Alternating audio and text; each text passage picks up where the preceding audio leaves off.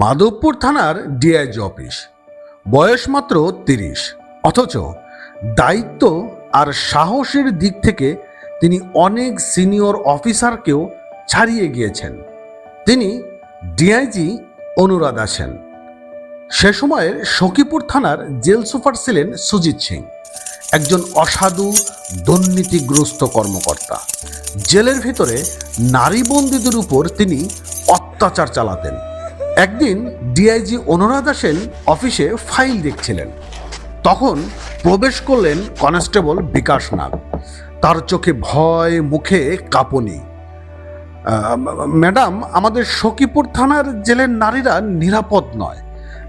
Jail super Sujit Singh প্রতিদিন তাদের সঙ্গে অমানবিক ব্যবহার করে।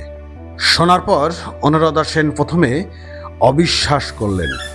এমন অভিযোগ প্রমাণ ছাড়া মানা যায় না।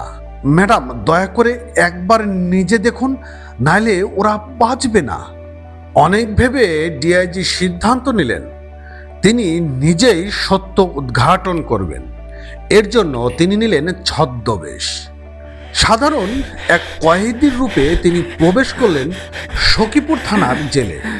ভেতরে অন্ধকার, স্যাঁতস্যাঁতে দেওয়াল, নারীদের মুখে হতাশ, আর চুপচাপ বসে আছে কেউ, চোখের জল ফেলছে।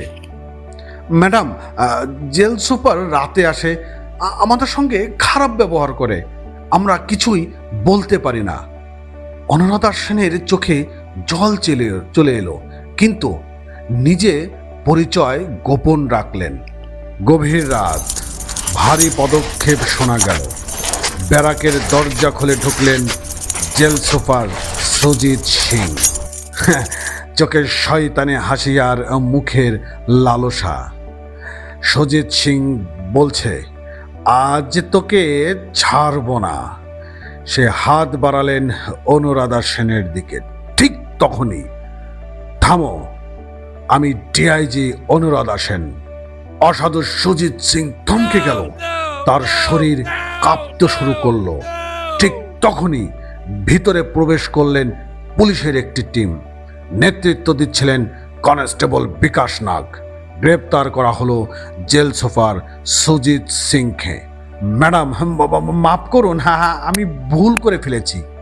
বন্দি নারীরা উঠে দাঁড়ালো, হাতে তালি আর কান্নার স্রোতে ভরে গেল জেল ব্যারাক। ন্যায় প্রতিষ্ঠিত হলো। একজন ডিআইজি এর সাহস এনে দিল হাজার নারীর মুক্তি। ন্যায় প্রতিষ্ঠার জন্য সাহস লাগে, আর সেই সাহসই মানুষের মুক্তির আলো জ্বালায়। বন্ধুরা, এই জাতীয় ভিডিও পেতে আমাদের চ্যানেলটিকে সাবস্ক্রাইব করুন, পেজটিকে ফলো দিয়ে সঙ্গে থাকুন, সঙ্গে রাখুন। এতক্ষণ সঙ্গে থাকার জন্য ধন্যবাদ।